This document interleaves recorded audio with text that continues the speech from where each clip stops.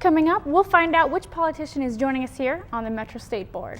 And we'll stop by the Denver Big Air event that took Civic Center Park by storm.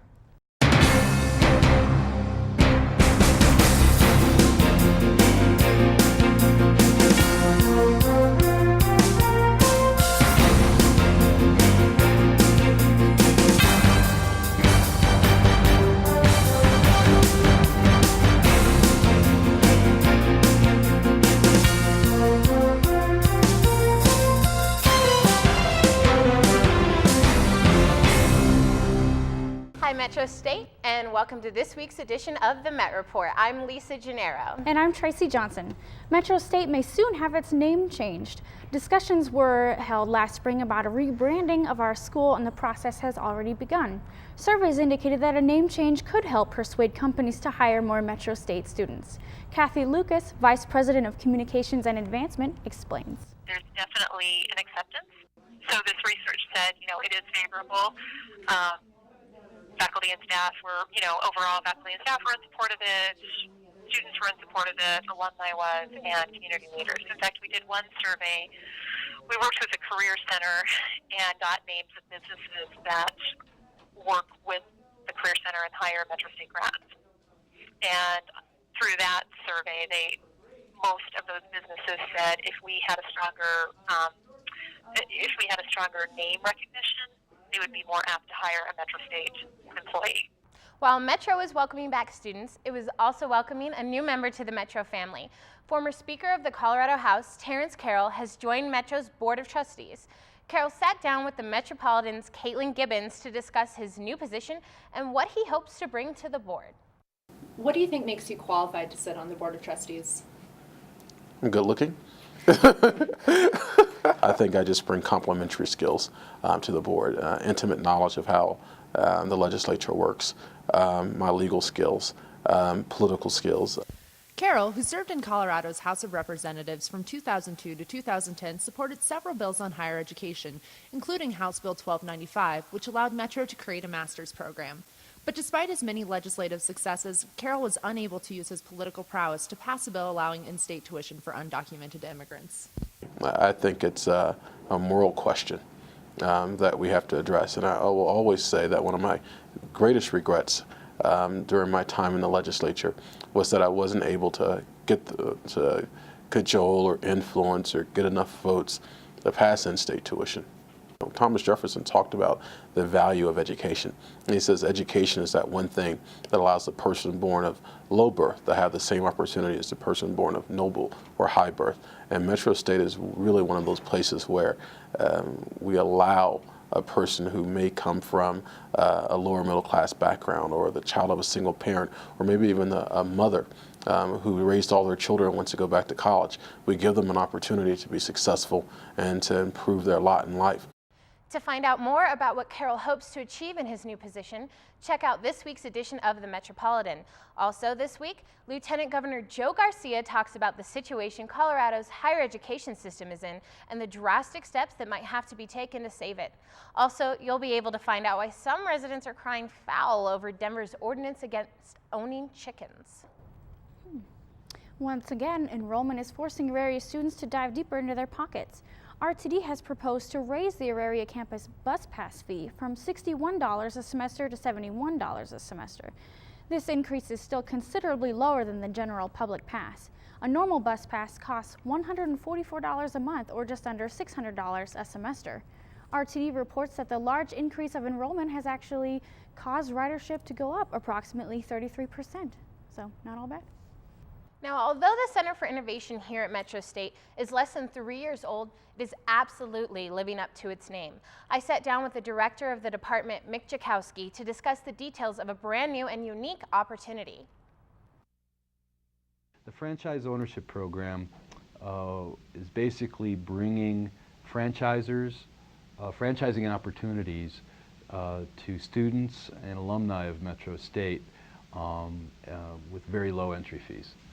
Metro State is planning on implementing a one-of-a-kind program starting this fall.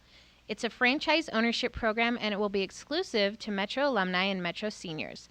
It is the first of its kind for higher education across the country. it's common in the franchise industry because you're operating proven models that you don't need as much training because you're really just following the process of what's already been developed. For an initial investment of $5,000 to $10,000, participants will be able to take advantage of 2 months of startup training as well as the opportunity to operate their own franchise. Within 10 years, they will have full ownership of the company.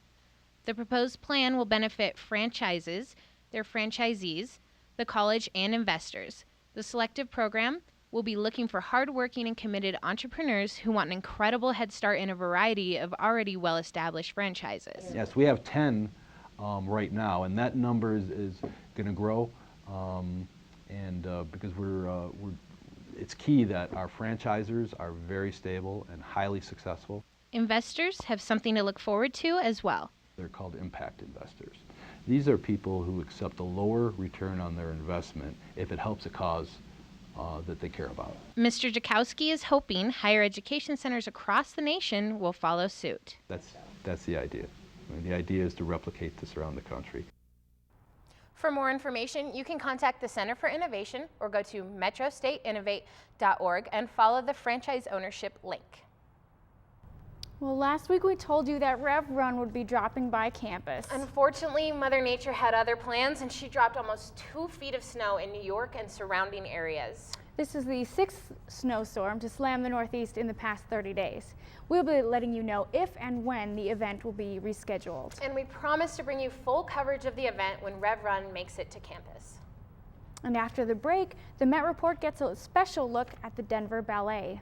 And if you're wondering what exactly that 100-foot structure that was towering over downtown Denver was last week, when we come back, you'll find out. It's an event that has been making global headlines, and it just made its national debut right here in Denver. Now, reporter Anthony Costura, lucked out and attended the Denver Big Air event. Watch this. We've been here since like 2:30. We wanted to get good seats. Well, it's been a crazy night down here at Civic Center Park. Some are calling it a World Cup event, and you can definitely feel that. The energy that the crowd is giving off, you can certainly feel it, and obviously the participants can feel it as well. One Republic performs live earlier this evening, and really just a great time had by all. The ramp is 101 feet high, 300 feet long, and 80 feet wide. Now, if the athletes didn't already get enough of a workout earlier tonight, there's 164 stairs for them to climb in order for them to come back down the ramp, and it's estimated at just over $1 million. Though the numbers may seem intimidating, it hasn't stopped people from wanting to try. Definitely. Like, it'd be so scary, but if I could throw like a 360 of it or anything, I would just like pee myself. It'd be awesome. Although the Denver Big Air event is big, what it means for Denver's community is bigger. When other events are looking to come to Denver, like a World Cup or a potential Olympic bid, you know, they look at sort of your resume. And so this is a huge notch in, notch in the belt of Denver.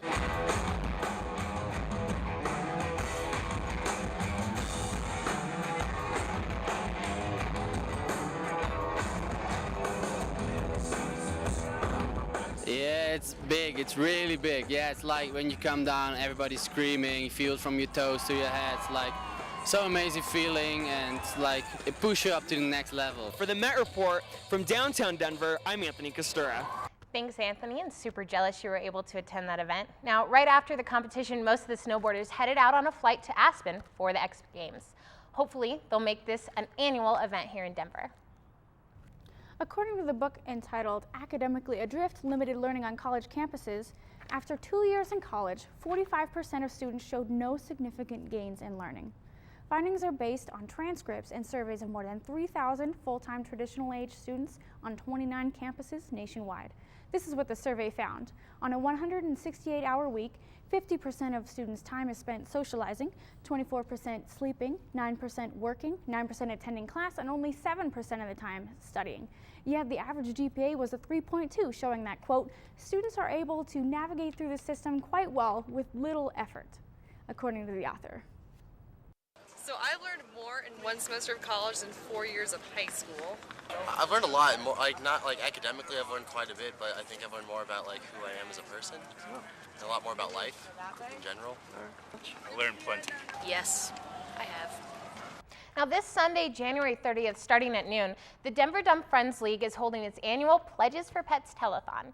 The telethon will showcase dozens of adoptable animals at the 100-year-old local shelter. They're hoping to raise funds to support ongoing animal education and assist in placing 18,000 homeless pets in their new forever homes this year. To learn how to donate and to watch the event, you can go to www.ddfl.org. And that's where I got all my pets. So. Oh, that's wonderful. Well, are you looking for a way to get to a Nuggets or Avs game? Metro State is throwing a fundraiser to benefit the Recreation Professions Program and the Loeffler Scholarship for Recreation Therapy. By offering discount tickets, they're offering discount tickets, so make sure you mention you're a Metro student when you order. Contact Steve Brown for Nuggets tickets at 303-405-1136 and Jason Schofield for Avalanche tickets at 303-405-6182. The fundraiser only lasts until the end of February, so hurry while tickets are still available. Now, a new performance featuring Ballet Colorado and local band Paperbird is coming into town next weekend. Our very own Annalisa Blanco has got the scoop on this innovative show. Starting February 4th, Ballet Nouveau Colorado will be coming together with Denver's local-based band Paperbird to present Carry On. A multimedia performance will feature music that Paperbird composed and orchestrated for this innovative show. The band will join the dancers live on stage to take the audience into a one-of-a-kind experience. This collaboration will make Carry On an American classic. For more information and to purchase tickets, visit their website at www.bncdance.com. And speaking of some entertainment, our Hollywood segment, Entertain Met, is going to have some special edition episodes for this award season. Now, on February 2nd, you can view FBI, the Fashion Bureau of Investigation, on our YouTube page.